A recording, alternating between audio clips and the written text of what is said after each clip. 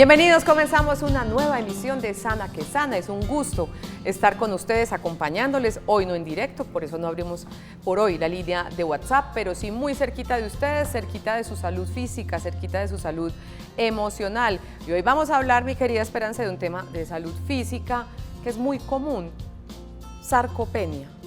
Sarcopenia. ¿De dónde viene ese nombre? Significa, sarx viene de la raíz griega carne, ¿cierto? Entonces carne estamos hablando como el músculo, y penia de pérdida de esa masa muscular. Perfecto. Eso significa. Les presento a Esperanza Montoya, ella es médica especialista en medicina deportiva, pero además en tu consultorio también te llegan casos de personas adultas con este diagnóstico de sarcopenia, ¿o cómo manejas vos ese tema? Digamos que la sarcopenia no es tan común que se haga un diagnóstico porque apenas hace algunos años se está empezando a hablar de ella mucho más, pero no es solo inherente a las personas de edad avanzada, puede ser inclusive diagnosticado en personas adultas jóvenes por ciertos, digamos que problemas y condiciones, o a veces un sedentarismo tan extremo y causas alimentarias que ya vamos a ver más adelante, que puede hacer que este diagnóstico esté presente desde edades tempranas. Perfecto. Comencemos entonces, adelante Esperanza. Vamos poniendo unas imágenes que nos ilustran y nos relacionan el tema del envejecimiento con nuestro tema de hoy. Lo veremos en nuestro televisor para que Esperanza nos cuente y nos explique de qué se trata. Porque si bien ella nos lo dice, no solamente este diagnóstico se produce en la edad adulta mayor, sí es lo más común. Sí, claro, y es algo que son cambios inherentes al envejecimiento. Va a pasar, vamos a tener que perder masa muscular. Digamos que la clave está en cómo es esa pérdida de la masa muscular, cómo se da la caída de esa pérdida de masa muscular, pero inevitablemente vamos a tenerla. Esta gráfica que nos ilustra, Esperanza. Bueno, entonces esta gráfica básicamente muestra como el ciclo vital. ¿Listo? Tenemos en el eje de las X la edad, a medida que va avanzando hacia la derecha va avanzando la edad, y en el eje de las Y tenemos como la funcionalidad, la parte, digamos, pico de esa funcionalidad, que es donde está señalada la flechita roja. Ajá. Entonces vemos cómo más o menos hasta la edad de los 25 años se da una etapa de crecimiento de los diferentes tejidos, ¿cierto? Entonces es el desarrollo de los tejidos, y se dice que vamos en una etapa totalmente de crecimiento hasta llegar al pico máximo de vitalidad, que es alrededor de los 25 años, en donde todas las funciones del organismo están a su máximo nivel. Y después va decreciendo. Entonces, a partir de ahí, vemos cómo la gráfica nos muestra tres líneas diferentes. Es decir, todas van a caer, todas. Miren que ninguna se mantiene, ni a partir de ahí ninguna sube. Por los cambios normales biológicos del envejecimiento van a caer. La clave está en que ese envejecimiento puede ser exitoso, puede ser frágil o puede ser normal, digámoslo así. Entonces, ¿qué tanto es la caída? ¿Qué tanto es la caída y la pendiente con que esas funciones se van a perder? Es la clave, y que todos quisiéramos que esa pendiente no se diera tan abruptamente, sino que fuéramos disminuyendo, pero con unas funciones conservadas en lo máximo posible. ¿Qué pasa con el envejecimiento que es frágil o no exitoso? Que esas funciones caen precipitosamente, y eso se ve obviamente en términos de salud, en términos de funcionalidad, y de eso se trata. Y mientras ponemos la siguiente imagen que habla del músculo, y en ese decaer, ¿cómo se ubica el tema muscular? Esencial. Entonces, digamos que el músculo antes no tenía el papel que tenía tan importante, porque siempre nos enseñaron en la facultad de medicina, inclusive a mí me tocó, que el músculo simplemente era un órgano locomotor. Para uno moverse. Para moverse, o sea, el músculo conectaba ciertos huesos por medio de los tendones y hacíamos ciertos movimientos, y solo era para moverse. ¿Qué estamos viendo aquí en la imagen? Entonces, miren esta imagen en donde dice qué papel juega el músculo en ese envejecimiento, y abajo, aunque está en inglés, dice pérdida de músculo es la nueva epidemia, y esto es así. Resulta que esta imagen muestra cómo lo que está en negro es la masa muscular y cómo lo que tenemos en blanco es la masa grasa, y vemos cómo digamos que con ciertos factores, sean de alimentación, de ejercicio, de estilo de vida, de herencia, de enfermedades. Aquí tenemos una persona sana, con una muy buena masa muscular y digamos que poco contenido de grasa, y en la otra imagen tenemos es una persona con pérdida de la masa muscular y más infiltración grasa, inclusive dentro de ese mismo músculo, que lo que va a hacer es que el músculo no tenga una buena funcionalidad ni una correcta realización de fuerzas. Entonces es gravísimo. ¿Qué es lo que pasa? Que si uno mide por circunferencias, no sé si se dieron cuenta, pero en la imagen aparecía la misma circunferencia. Entonces el hecho de tomar medidas como perímetros o medidas que solo tengan en cuenta el peso es totalmente erróneo, porque no nos damos cuenta de qué está hecho ese peso. Eso me hace preguntarte algo, ¿cómo es que le miden a uno la masa muscular? Entonces, porque a uno le miden con metros y después le hacen con unas pincitas. Con unos pellizquitos. Exacto. Digamos que hay varios métodos y ahí nos metemos ya en el diagnóstico, cómo se haría un diagnóstico de sarcopenia. Entonces, la sarcopenia debe cumplir con ciertos requisitos. El primero de ellos es que se diagnostique una baja masa muscular. ¿Listo? Ahí viene tu pregunta, Olga. Entonces, uno puede tener elementos en el consultorio que básicamente son dos. La antropometría. En la antropometría incluyen los pliegues cutáneos, que son esos pellizquitos que tú dices, o pliegues de grasa, y los perímetros, que son mediciones alrededor de ciertas circunferencias del cuerpo. Y contamos también con unos aparatos que se llaman bioimpedancia, que lo que hacen es poner una corriente alterna y la resistencia que pongan los diferentes tejidos de acuerdo a la conductividad del agua, hace que me dé unas mediciones de la masa grasa, la masa libre de grasa, en este caso sería, digamos que comparable con la masa muscular, y esas son unas herramientas en consultorio. Ya más adelante o más, digamos que tecnificadas, tenemos la DEXA, ¿cierto?, que es muy conocida para la toma de osteoporosis, la densidad ósea, pero uno con el examen de DEXA puede diagnosticar baja masa muscular. Y tenemos la resonancia y la tomografía, que se dejan más para temas de investigación por su alto costo, no sería pues muy costo-beneficio hacerlo en la práctica clínica real. Normalmente el músculo, ¿de qué está conformado? ¿Eso es pura carnita, tendones, un poquito de grasita, cuando no se tiene sarcopenia? ¿Qué es lo que hay allá adentro? El músculo a nivel macroscópico tiene unas células, o a nivel microscópico, digámoslo mejor, unas células que se llaman miocitos, que es la unidad, digamos, funcional de ese músculo. Esos miocitos tienen unas cadenas, que es como lo más importante del músculo, de actina y miocina, que son unas cadenas que hacen este movimiento parecido, que es lo que me da la contracción muscular, y obviamente un montón ya de temas bioquímicos que se comportan diferentes a otras células. Pero a nivel macroscópico, como lo vimos en la otra imagen, el músculo puede tener también infiltración grasa, el músculo obviamente en sus uniones, digamos que al terminar en las uniones distales va a tener ya la parte tendinosa para poder irse a unir a los huesos que necesita causar ese movimiento, como de poleas. Perfecto.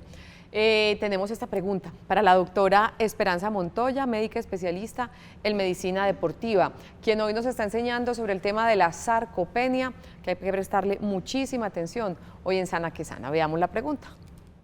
Mi nombre es John Byron Cataño. ¿Por qué se produce la pérdida de masa muscular en la vida adulta mayor?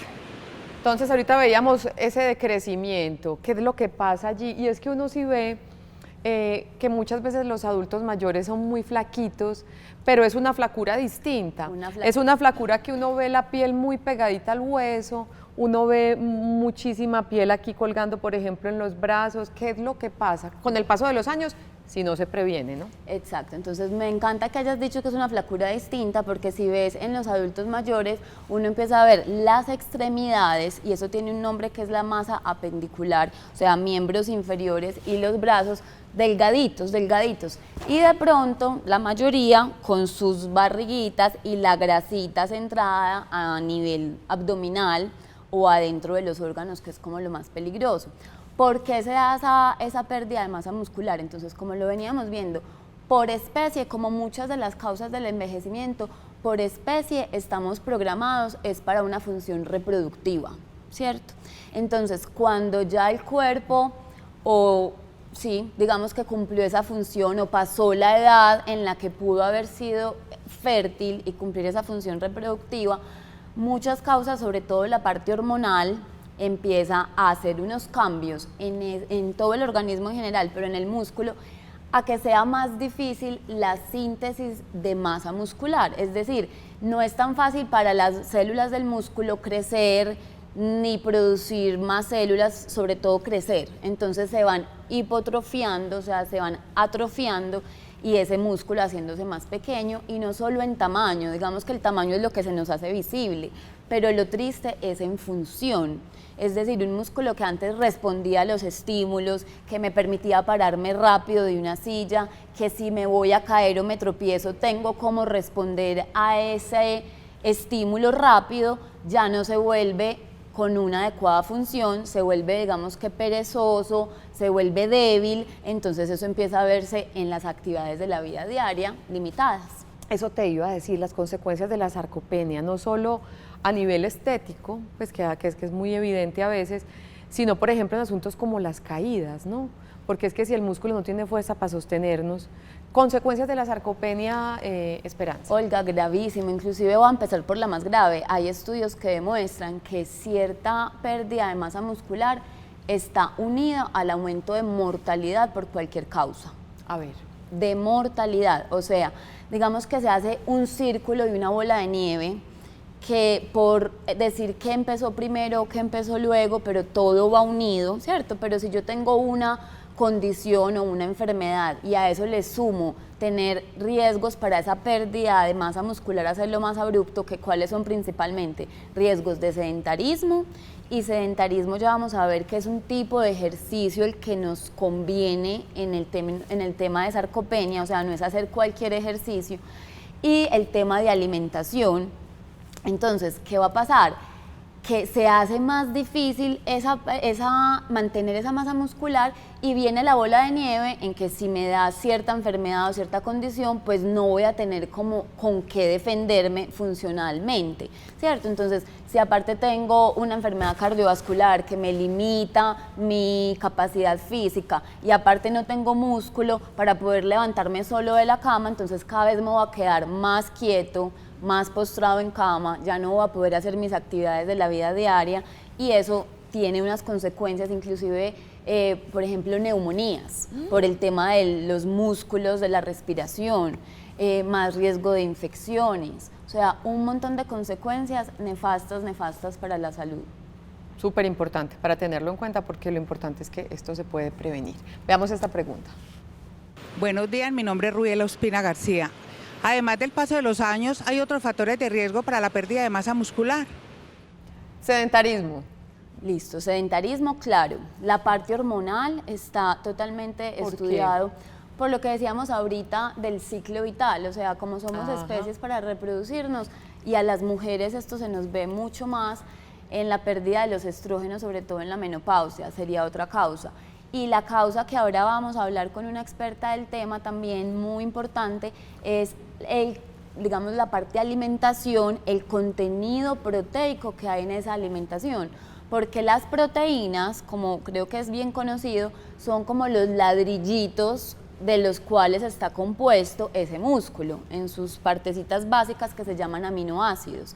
Entonces, si yo, por más ejercicio que haga, por más saludable que esté, le doy ese estímulo a ese músculo para que crezca y esté fuerte, pero no lo alimento con lo que necesito, o sea, no le doy la materia prima, los ladrillitos para que pueda construir ese muro, por más esfuerzos que hagan, no lo voy a tener. Entonces hay cosas que tenemos que tener muy en cuenta, y es el ejercicio que estamos haciendo y la parte de alimentación, porque las otras, aunque obviamente para eso están ciertos especialistas, como la parte de endocrinología, ginecología, que puede mirar esa parte endocrinológica y la parte hormonal, sí, digamos que debemos centrar la atención, es lo que está en nuestras manos para hacer, para poder prevenir esa sarcopenia.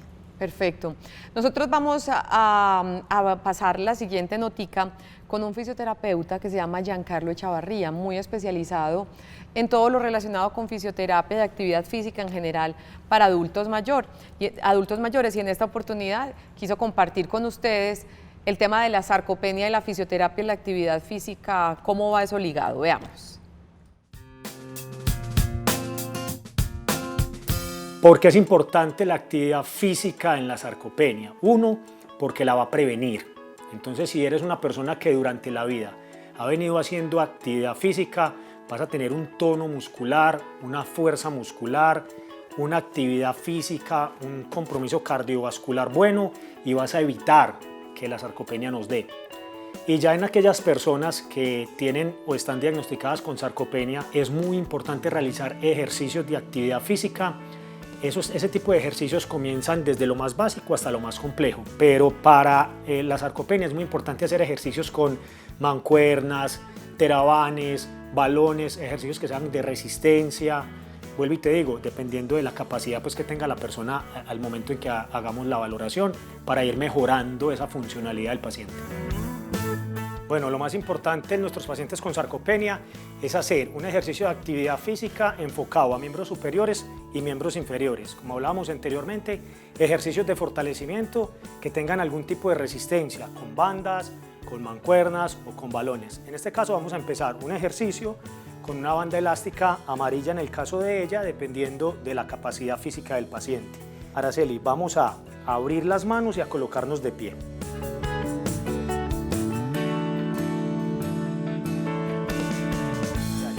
Son ejercicios muy básicos que nos pueden ayudar a que la persona no pierda su funcionalidad. Otro de los tipos de ejercicios es fortalecimiento de toda la musculatura superior, de hombro y de brazos. Entonces, eso es un ejercicio que continuamos haciendo con bandas elásticas. Llevamos la mano arriba, abajo, abrir y cerrar. Arriba. Este tipo de ejercicio lo podemos hacer de 15 a 20 veces, 2 o 3 series, repeticiones, siempre bilateral, en ambas manos, para que nos aseguremos de que los dos brazos tengan la misma fuerza muscular. Es muy importante en aquellos pacientes que ya están diagnosticados con sarcopenia, incluso en aquellos que no lo tienen, es muy importante. Uno, la actividad física. Siempre debemos hacer actividad física, mínimo media hora diaria, preferiblemente 4 días a la semana. Ejercicios como caminar, como asistir a clases de gimnasia, como la natación. La hidroterapia es una excelente fuente de ejercicio y debe ir muy enfocado de la mano con la parte nutricional. Tenemos que empezar a alimentarnos bien, una alimentación rica en muchas proteínas y en unos carbohidratos muy controlados. Esos son como los principales tips para esta patología. Señorita, recordemos que Esperanza Montoya es médica y especialista en medicina deportiva, o sea que tiene también todo el conocimiento de causa para este tema de la sarcopenia y en este punto específico de la actividad física. ¿Qué más podemos ampliar de eso, Esperanza? Digamos que lo que dijeron estuvo muy bien. Tenemos que hacer énfasis entonces en el ejercicio de fuerza. Aquí, más de hablar de actividad física, que la actividad física puede llegar a ser un término muy amplio, debemos hacer énfasis en lo que es el ejercicio de fuerza, porque es lo que de verdad me va a dar ese estímulo específico a que el músculo sienta que tiene que esforzarse más para poder crecer, para poder tener más fuerza y hacer, digamos, que sus funciones un poco mejor. El ejercicio de fuerza, cuando uno lo dice, siempre todo el mundo piensa en pesas, mancuernas, aparatos de gimnasio, pues ahora ya más conocidos los terabanes, pero a veces no es ni necesario eso. O sea, yo puedo hacer un ejercicio de fuerza con mi propio peso. Digamos que eso es lo básico por lo que tendría que empezar. Y no te sorprenderías, Olga, de lo que uno encuentra en la consulta, o sea, no solo pacientes de edad avanzada, o sea, te digo que jóvenes, personas en los 20 años, en los que cero fuerza muscular, la masa muscular agotada. Y hay algo entonces que uno empieza a preocuparse y es desde edades tempranas ya teniendo estos déficits por no realizar un ejercicio de fuerza adecuado, ni siquiera para sostener el propio peso del cuerpo. Cuando hablas del propio peso, ¿podemos describir algunos? ¿A qué te refieres con ejercicios con tu propio peso? El propio peso, una sentadilla. Ajá. O bueno, no puedo hacer sentadillas por X o Y motivo, pero las sentadillas, digamos que ya nos metemos en otro cuento porque es un ejercicio a veces mal satanizado. Yo creo que bien hechas se pueden hacer. Para las rodillas. Sí, pero pararse y sentarse de una silla. O sea, si yo tengo en mi casa una silla y me puedo parar y sentar varias veces, digamos que a veces para alguien que es totalmente activo eso puede ser muy normal, pero en personas ya con una sarcopenia instaurada, ese puede ser el ejercicio más exhaustivo Entonces, que hagan. pararse y sentarse de la Pararse y silla. sentarse de la silla. Sentadillas, ¿qué otras cosas? Planchitas, cuando yo me pongo en posición, los codos están apoyados en el piso, en una posición plana. Este tipo de ejercicios son excelentes, o sea, así como decía que hay que trabajar extremidades, pero la zona central o lo que llamamos núcleo es esencial tanto en deportistas como en personas en general. Entonces esto también necesita fuerza. Muchos de los dolores de espalda vienen por la debilidad de los músculos de esta zona central que no tienen la fuerza suficiente para cargar con toda la estructura ósea. Entonces vemos que es un montón de cosas, pero el ejercicio de fuerza es la clave, que es la recomendación mínima. Y ojo que quiero decir palabra mínima, porque con eso digamos que garantizamos mantenernos, pero si podemos hacer más, mejor, obviamente, no tampoco excesos, porque sabemos que el ejercicio debe ser dosificado, pero la cantidad mínima de ejercicio de fuerza son 2 veces a la semana, más o menos 1 hora o 40 minutos, lo que se demore trabajando grandes grupos musculares. 2 veces, 2 o 3. 2 veces a la semana de fuerza. Ajá. Digamos que esa parte, las indicaciones de la parte cardiovascular, como caminar, la elíptica, la natación, que eso implica más ejercicio a nivel cardiovascular, pero solito tienen que haber 2 sesiones a la semana mínimo que impliquen ejercicios de fortalecimiento. El yoga es otro de los ejercicios ahora. Obviamente todos estos tipos de ejercicios, ojalá, si es la primera vez que vamos a realizar ejercicios, si tenemos alguna enfermedad, sean supervisados por personas capacitadas para esto. Y ejercicios con nuestro propio peso para los brazos. Claro, entonces las famosas velitas. Ajá. ¿Cierto? O sea, cuando te digo usar tu propio peso, es eso. Si puedo hacer una velita o entonces no puedo bajar, pero sostenerme en una cuadrupedia, o sea, parada como un perrito, haciendo ciertos balances, levantando una extremidad y la otra, es con el propio peso, ahí no necesite nada. Eso sí, debe ser progresivo, ¿cierto? O sea, yo no me puedo quedar, si empecé con el propio peso, a quedarme solamente en eso, porque no voy a tener un estímulo suficiente para ese músculo producir los cambios. Los terabanes, que veíamos que son esas bandas elásticas, que incluso según el color es la resistencia. También son una muy buena opción y se puede hacer en la casa y les digo que no vale nada. Eso excelente, o sea, es baratísimo, como tú decías, de acuerdo al color viene la resistencia. Lo mismo, no comprarlos a la loca, ¿cierto? Sino tener una guía, ojalá sea de un médico del deporte, un fisioterapeuta, que nos guíen en la progresión de ese ejercicio. Recordemos que es que el ejercicio necesita una prescripción como cualquier otro medicamento, pero los terabanes son de las mejores herramientas que existen.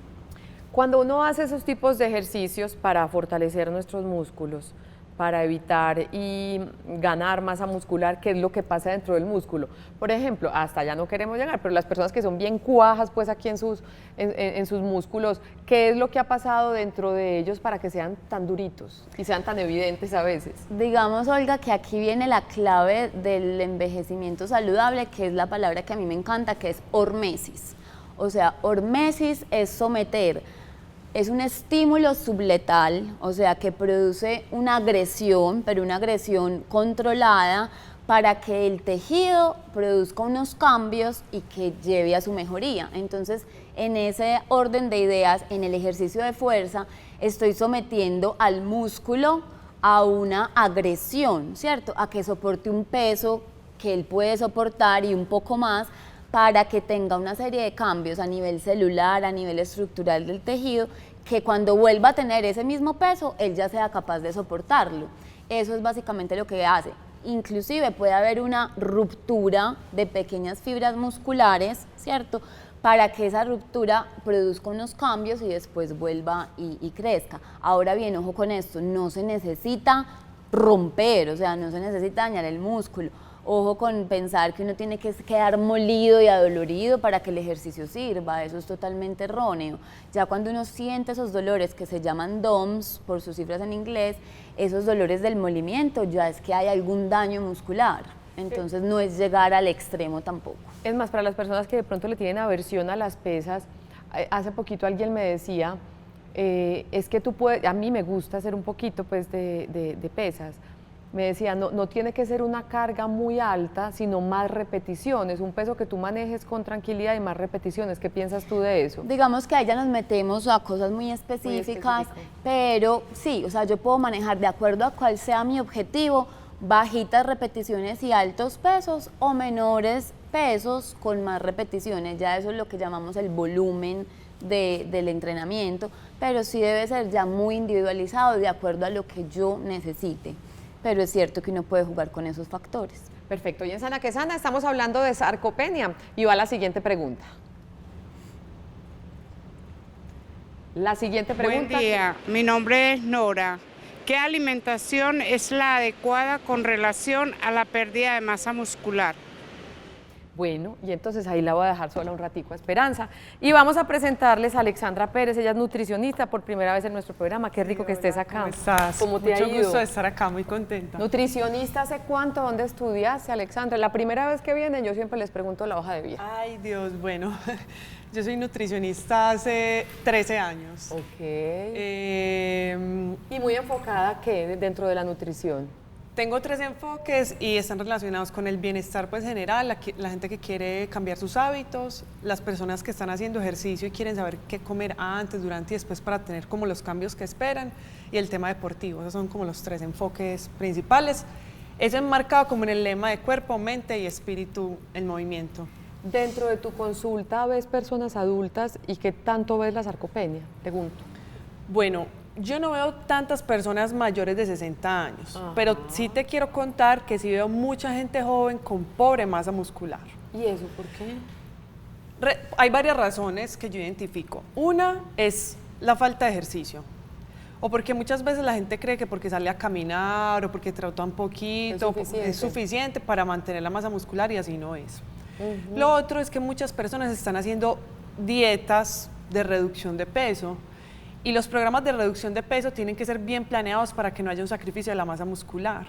Entonces no es solamente que yo bajo de peso y ya, sino que tienes que tener conocimiento para saber cómo lo manejas de manera que la mayor pérdida sea de grasa y no de músculo. Entonces mucha gente está implementando programas con mucha restricción, en lo cual logran un objetivo en la báscula, pero no en la composición corporal, que vamos a tener una situación a largo plazo.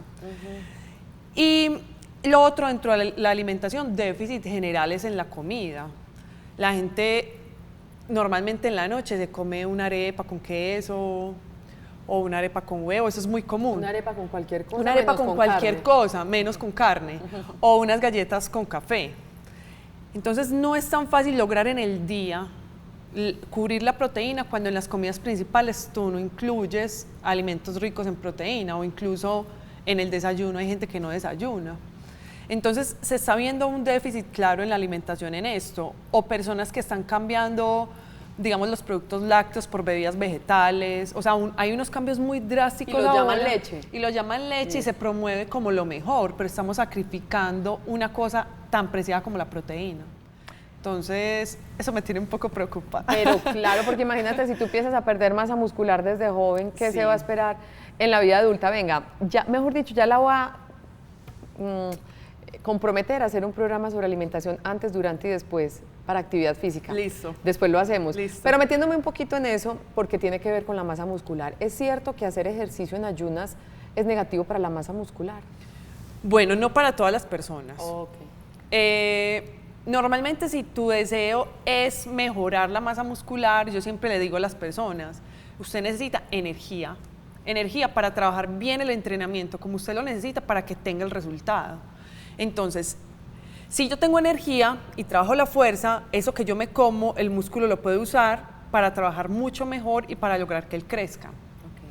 Hay personas que pueden entrenar en ayunas y el músculo, digamos, no tiene tanto efecto, pero cuando hay un déficit, muchas veces sí hay pérdida de masa muscular. ¿Por qué? Porque donde hay déficit hay pérdida. Ahí que hay que controlar que en el día haya un consumo adecuado de todos los nutrientes. Entonces, normalmente yo le explico a la gente que no es necesario este tipo de medidas. O sea, uno puede tener buenos resultados desayunando y teniendo toda la energía para entrenar duro. Entonces yo les digo, desayune y vaya, entrene duro.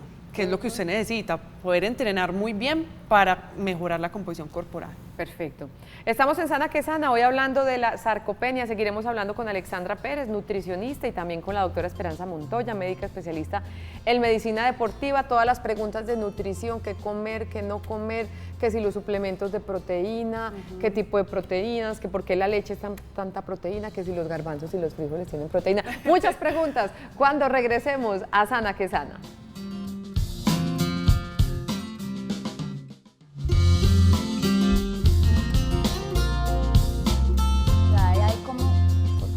Aquí seguimos conversando delicioso con Esperanza Montoya, médica especialista en medicina deportiva, y Alexandra Pérez, nutricionista, sobre un tema que no solamente tiene que ver con la vida adulta mayor, bien nos lo ha dicho también Alexandra, tiene que ver con los jóvenes, sedentarismo, mala alimentación, puede causar también el tema de la sarcopenia. Antes de que se me olvide, de hoy en 8 hay una conferencia relacionada con este tema y tú nos quieres invitar. ¿De qué se trata? Sí, los quiero invitar a la conferencia que haremos el 17 de septiembre de 6 a 8. Nos vamos a enfocar en hacer como una relación de los alimentos que comemos toda la vida, de la leche, del huevo y productos como de este tipo, versus los de moda, ¿cierto? Los que a veces nos dicen que necesitamos comer para estar bien alimentados.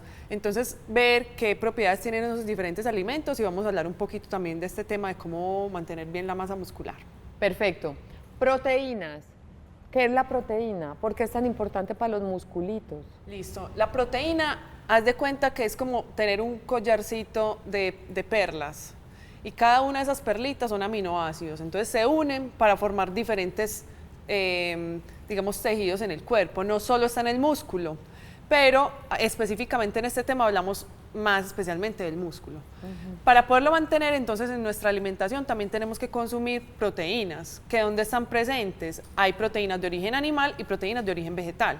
Las de origen animal son los lácteos, el huevo, la carne, y en los de origen vegetal están las leguminosas, frijol, lenteja, garbanzo. Pero en general en muchos alimentos hay proteína. ¿Qué hace la diferencia? La calidad de esa proteína y cómo el cuerpo la utiliza. Entonces, las proteínas de origen animal normalmente son clasificadas como una proteína de mayor calidad porque se absorbe mejor y se utiliza mejor. Y las proteínas de origen vegetal tienen algunos limitantes que hacen que el cuerpo no sea tan eficiente para poderlas usar. Dentro de las proteínas de origen vegetal o los alimentos que contienen proteína de origen vegetal, la soya, digamos que se resalta como dentro de una mejor calidad, pero acá no estoy hablando específicamente de la bebida de soya, sino de la soya, si usted la utiliza para cocinar o hacer algunos alimentos. Se puede lograr un buen balance de proteína consumiendo ambos, digamos, ambos grupos, esa es la idea, ¿cierto? Pero tratar de que haya una diversidad como de los mismos. Se dice que las leguminosas, garbanzos, frijoles, lentejas, no conozco más. Hay gente que dice, se comió su porción de frijoles, ya se comió la proteína. ¿Eso es tan así? Ojalá fuera tan así, no es así. Digamos que pueden tener cantidades similares de proteína, pero la calidad no es comparable. O sea, la calidad de una proteína de origen animal es superior a una leguminosa. Entonces no podemos decir simplemente que porque comimos esto quedó reemplazado. Aparte que también el hierro que está presente, por ejemplo, en las carnes es de mayor calidad de utilización. Entonces, si una persona decidiera no consumir carne, tiene un reto mayor para lograr la cantidad de proteínas en el día, y va a tener que consumir una cantidad aún mayor porque esa calidad de proteína no es tan eficiente en el cuerpo. Entonces, no es tan fácil como que uno diga, me como los frijoles y ya estuvo. No es tan fácil así. ¿Y un vaso de leche con relación a una buena porción de carne? ¿Tiene más proteína la carne también? Tiene más proteína la carne. Digamos que les voy a hacer una comparación. Un vaso de 200 mililitros tiene 6 gramos de proteína. ¿Listo? Ese es un vaso normal. Un vaso normal, un vaso de 200. O sea, de una bolsa nos salen 5 vasos. Ah, ok. Y 100 gramos de carne tienen aproximadamente 20 a 25 gramos de proteína. O sea, es una diferencia muy grande como para yo decir, me tomé esta lechita en vez de comerme la carne. Pero hay una característica muy especial que tienen los productos lácteos, y es que tienen de las proteínas de más alta calidad que existen. De ahí que muchos de los suplementos de proteína sean extraídos de fracciones de la proteína láctea, que son la proteína de suero, que la gente encuentra en los suplementos como whey, y la caseína. Esos salen de la leche, porque la calidad de esas proteínas es superior específicamente cuando son extraídas, digamos que son los componentes de mayor calidad, entonces se utilizan mucho en el tema de los suplementos. Perfecto. Hablando de suplementos, proteína en polvito de esas que abundan en los gimnasios, ¿eso reemplaza, Esperanza, a una buena porción de carne, insisto? Bueno, siquiera aquí tengo compañía para responder eso. Desahógate. ¿Listo? No, Respira. delicioso, me encanta. Porque aquí sí quiero hacer una salvedad. No es necesaria, ¿cierto? No es que sea lo único para que yo vaya a un gimnasio y aumente mi masa muscular, para que yo haga ejercicio, pero tampoco la quiero satanizar, Perfecto. ¿cierto? O sea, puede ser exageradamente útil, exageradamente buena y usada responsablemente, o sea, yo la uso constantemente en mi consulta, porque es una herramienta muy válida, pero ojo con esto, un asterisco gigante, jamás, jamás en la vida va a reemplazar a un alimento con todas las propiedades, con todos los nutrientes, con un montón de características beneficiosas que tiene el alimento como tal y el mismo hecho de comer, Olga. O sea, es que se nos ha olvidado la parte de lo de comer y lo que comer significa, o sea, la parte de la alimentación, la parte social, de preparar los alimentos, de ir a hacer el mercado, cuando las familias se reúnen en el momento de la comida, ¿cierto? Diferente a que entonces yo diga, no voy a comerme la carne o no voy a comerme mi porción de proteína vegetal, sea los garbanzos con arroz de una forma responsable, sino que vengo y hago un polvo y ya Además, por está. rapidez, por inmediatez. Entonces tengo pereza, no me alcanza, entonces pago el polvo. Útil en algunas razones y te voy a decir cuándo. Hay algunas situaciones que los requerimientos de proteína son demasiado altos, deportistas de alto rendimiento o en la edad adulta, digamos que les digo esto, y es que en la edad adulta los requerimientos de proteína se suben porque se hace más difícil para el cuerpo que está envejeciendo captar esos nutrientes que son los aminoácidos. Entonces, si antes cuando era joven tenía este pedacito de proteína y con eso me alcanzaba para hacer mi músculo, a medida que voy envejeciendo, esto no va siendo suficiente y voy a necesitar más cantidad de proteína para hacer el mismo músculo o inclusive menos, porque vemos ya todos los factores que hay. Entonces, en esos casos puede ser demasiado útil como complemento usar esos suplementos de proteína en el deporte. Esperanza Alexandra habla mucho como complemento. Es que en la vida real se ven muchas personas que reemplazan totalmente la proteína animal o vegetal por esta proteína, ¿cómo se llaman? En polvo. En polvo. Sí, En polvo. o sea, en la vida real hay personas que dicen, no, en lugar de comerme la carne, uso proteína. Yo realmente lo veo como una ayuda, también debe ser asesorado para que usted no consuma más de lo que necesita. Sirve en los intermedios como una opción práctica. Sirve también en algunos casos donde las personas no tengan mucho tiempo, pero que no lo vuelvan costumbre, porque masticar es muy importante. La gente ya quiere resolverlo muy fácil y empiezan a tener a veces incluso problemas digestivos porque acostumbran que ya no nos comemos la fruta, la verdura. El estómago se le olvidó hacer su función. Sí. Entonces, digamos que los suplementos pueden ser usados de manera muy responsable, interesante, por su calidad. Para el tema de sarcopenia es una buena opción en el caso de que en la alimentación se pueda incluir, aparte de otros nutrientes pues que hay que vigilar ahí, que también tiene que ver con el consumo de frutas y verduras, el tema de antioxidantes que están presentes ahí, y no es irse a tomar una pastilla porque no funciona igual desde un suplemento que desde la comida. O el tema de la vitamina D, que está presente en los productos lácteos, pero usted también lo puede encontrar en otros alimentos que suplementan. Hay algunos champiñones, por ejemplo, que les hacen procesos para aumentar la síntesis de vitamina D. Están los omega que están en el pescado, en los pescados grasos de mar, que son atún, salmón, sardina, que son importantes para reducir factores asociados con el avance de la sarcopenia. Perfecto. Nuestro tema de hoy, la sarcopenia.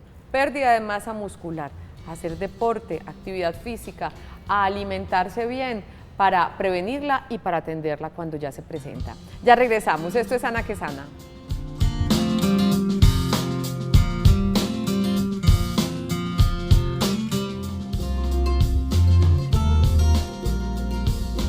El tema de la proteína, Alexandra y Esperanza, ¿se tiene en cuenta con la sarcopenia tanto para prevenir como para el tratamiento? ¿En el tratamiento también o cómo es eso?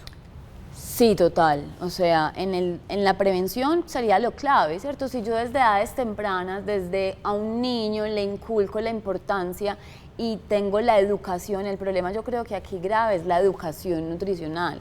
O sea, no tenemos las herramientas suficientes para poder tomar las mejores decisiones y por eso digamos que consultar con una persona experta en el tema es esencial. Ahorita lo del vegetarianismo o el veganismo, esencial. Yo no quiero decir aquí que sea malo o bueno, hay unas convicciones y digamos que unas creencias totalmente válidas y respetables, pero lo que sí quiero aclarar es, como ya nos explicó Alexandra, que si vamos a tomar este tipo de decisiones, lo hagamos de una manera muy responsable, muy guiado, porque puede ser totalmente peligroso para la salud. Entonces, claro, en la prevención sería esencial la proteína, empezar a comer lo que de verdad necesitamos, saber qué tipos de alimentos sí tienen la proteína de mejor calidad, dónde la puedo encontrar. Y ya cuando está instaurado de pronto un cuadro de sarcopenia, obviamente lo que nos va a permitir salirnos de esa bola de nieve de la que hablamos es empezar a tomar medidas para eso, tanto como el ejercicio de fuerza como el aporte nutricional. Y aquí, digamos, si tengo un paciente que no mastica, es muy común en las edades avanzadas, una caja de dientes, los pacientes le empiezan a coger pereza a masticar la carne, ¿cierto? Y con lo que nos dijo Alexandra que era importante la masticación. Pero entonces se vuelve útil de pronto un suplemento, o sea, claro, obviamente, sí. No es decirle no quieras masticar y no quieras comer carne, no pasa nada, te doy este polvo, pero en algunos momentos necesito ese suplemento porque es que si no, no tengo nada. Entonces, no es decir esto va, bueno, y con lo del riñón, aquí sí aprovecho a dar una cosa importante. Está totalmente estudiado que a las dosis adecuadas, que de unos años para acá se han venido aumentando las dosis, digamos, de proteína que requiere la población y más en adultos mayores esas dosis se vuelven mayor por lo que explicaba ahorita, no hay ningún riesgo de daño renal desde que sean la dosis adecuada. Perfecto. Que eso le da mucho susto a las personas. Ven un tarro de suplemento de proteína y dicen, ya, o sea, diálisis, se le dañó los riñones. No. Inclusive en pacientes con falla renal, hay un estudio muy bonito que se llama PROTEGE, decían que los pacientes si ya están en una diálisis o algo, dele el suplemento que necesita, sea comido, pero dele sus requerimientos. Perfecto. ¿Cuántas porciones de proteína deberíamos comer al día, Alexandra? Bueno, eso depende. Depende de la edad, del sexo. 3. Pues, está bien. Pero el tamaño, la cantidad, las depende de muchas la cosas, calidad. sí, de la calidad de lo que comas, de qué tipo de actividad física haces, porque si estás, digamos, en una disciplina deportiva hay que consumir más cantidad o de los años que tengas, entonces no es tan fácil. Pero lo que sí les puedo decir es que por lo menos en las comidas principales tiene que haber siempre un alimento con proteína. Es una buena fórmula. Y de hecho, en los intermedios, ojalá también pudiéramos incluirlo. Si usted come una merienda o un refrigerio en la mañana o en la tarde, a mucha gente le encanta comer rosquitas o galletas. Entonces eso es como, no, o sea, yogur bajo el grasa y una frutica. Un yogur, es lo tomate un café con leche por lo menos, o un queso con jamón, o sea, algo que contenga proteína también para poder lograr en el día el requerimiento. Nos quedan muchas preguntas para hablar de sarcopenia. Esperanza, gracias por estar con nosotros. Conclusión rapidita. Conclusión rápida, que esto es totalmente preventivo, que no es solamente de los adultos mayores, que nos toca a todos y que la clave, como siempre he dicho, o sea, si uno quiere lograr una buena pensión en la vejez y en la vida en general, hay que cuidar esos músculos con la función y con una buena alimentación y ejercicio. Y Alexandra. Bueno, los músculos son la vida y la comida es la encargada de mantener bien esos músculos, entonces hay que ver la comida como la amiga y cómo se necesita para que el músculo esté muy bien para los años que vienen. Perfecto, y nos vemos. Bueno, nos vemos el 17 de septiembre en la Torre de Salud y Servicios, en el auditorio en Ciudad del Río. Visiten las redes de Move Nutrition, el Instagram, y también creo que va a salir por ahí un número de WhatsApp. Ha estado saliendo. En el cual ustedes también pueden solicitar información sobre costos y demás información de la conferencia. Perfecto, a ustedes muchísimas gracias. Sarcopenia, como todos los otros temas, se trata de prevenirla y también diagnosticarla a tiempo para tener calidad de vida. Esto es Sana que Sana. Mañana nos vemos a las 11 de la mañana. Feliz resto de día. Chao.